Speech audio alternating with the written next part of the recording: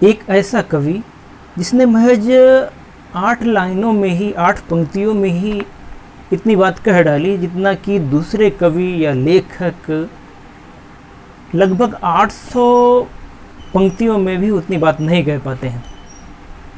जी हाँ दोस्तों, हम बात कर रहे हैं इस समय एक भारतीय आत्मा कहे जाने वाले कवि माखनलाल चतुर्वेदी।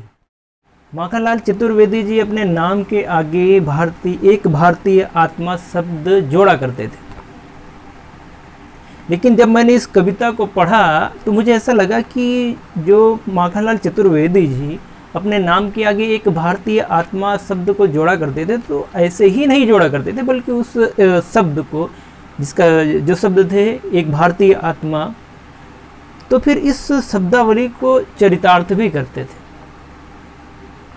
वो एक भारतीय आत्मा कहलाने के पूरी तरह से हकदार भी थे।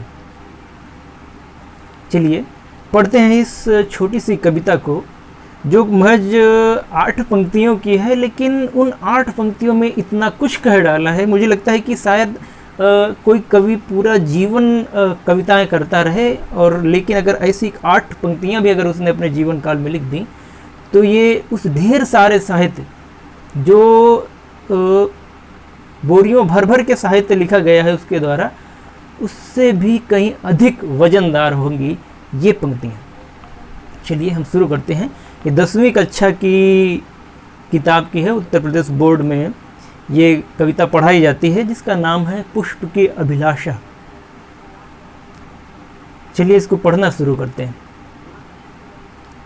चाह नहीं है मैं सुरबाला के गहनों में गूंथा जाऊं, चाह नहीं प्रेमी माला में बिंद प्यारी को ललचाऊं, चाह नहीं सम्राटों के सौ पर हेहरी में डाला जाऊं, चाह नहीं देवों के सिर पर चढ़ूं भाग्य पर इठलाऊं। कवि कह रहा है चाह नहीं है मैं सुरबाला के गहनों में गूंथा जाऊं।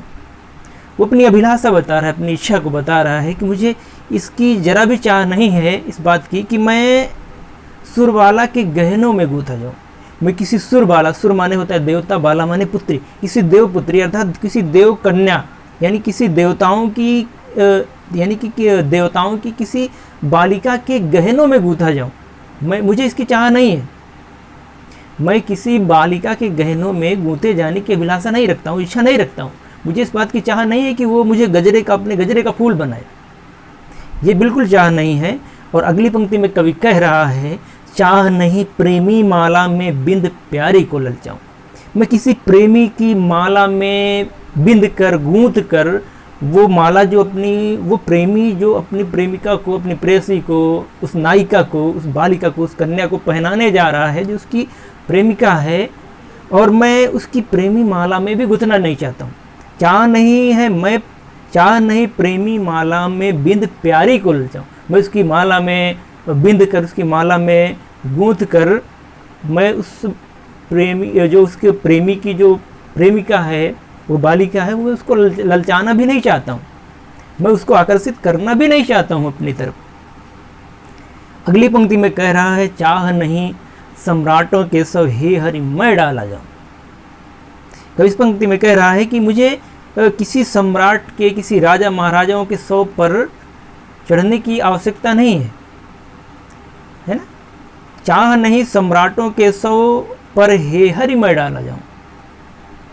कभी कह रहा हे हरि, हे भगवान, हे ईश्वर, हे परमात्मा, मुझे इस बात की जरा भी चाह नहीं है, जरा भी इच्छा नहीं है कि मैं बड़े बड़े सम्राटों, राजा महाराजाओं के सौ पर चढ़ूं, मैं उनके सौ पर डाला जाऊं।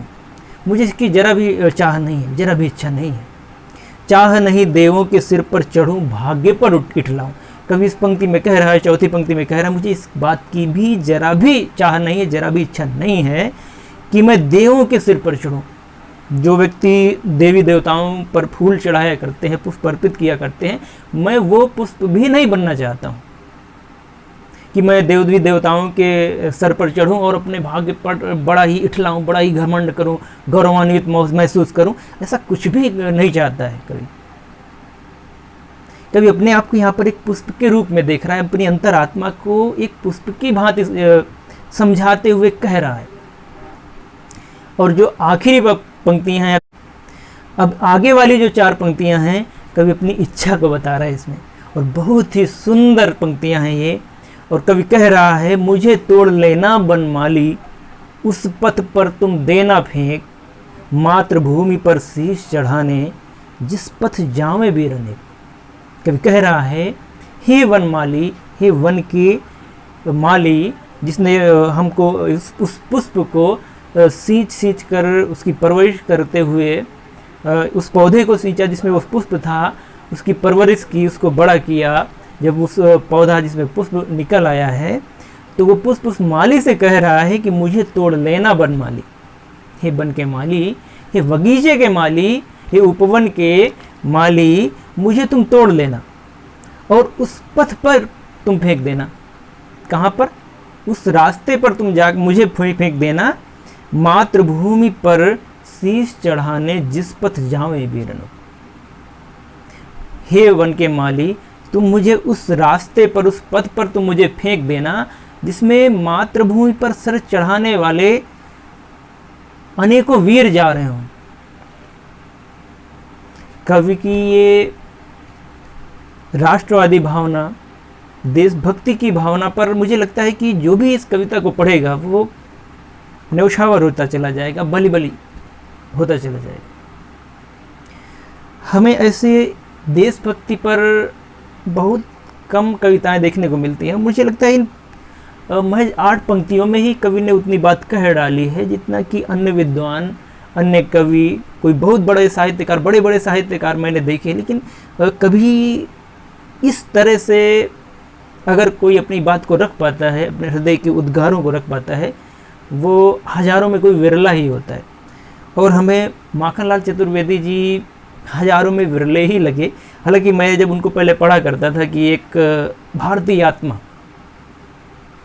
तो मैं सोचता था होगा कोई व्यक्ति जो हृदय में ऐसी इच्छा रखता है देशभक्ति की भावना को, लेकिन जब मैंने इस पंक्तियों को पढ़ा तो मुझे लगा कि नहीं, ये ऐसे ही नहीं बल्कि उस भारतीय आत्मा शब्द को चरितार्थ भी करते हैं पूरी तरह से। लगभग 2 वर्षों से तो मैं स्नातक की कक्षाओं में पढ़ा रहा हूँ, लेकिन जब कभी ऐसी कोई कविता मिल जाती है, ये कविता हाई स्कूल के सिलेबस में चलती है, पाठ्यक्रम में है, लेकिन जब कभी ऐसी कविता मिल जाती है तो हृदय रूपी कलिका जो है वो पूरी तरह से विकसित हो जाती है, खिल उठती है और मन गदगद हो उठता है। मुझे लगता है कि शायद आपको ये कविता पसंद आई होगी। अगर पसंद आई हो तो इसको लाइक करें, शेयर करें और सब्सक्राइब भी करें, और अपने मन में पुष्प की जैसी अभिलाषा को भी जागृत करें, देश के लिए मर मिटने की भावना को जागृत करें, जैसा कि इन पंक्तियों में माखनलाल चतुर्वेदी जी कर रहे हैं। मिलते हैं किसी अगले वीडियो में, तब तक के लिए नमस्कार, जय हिंद, जय भारत।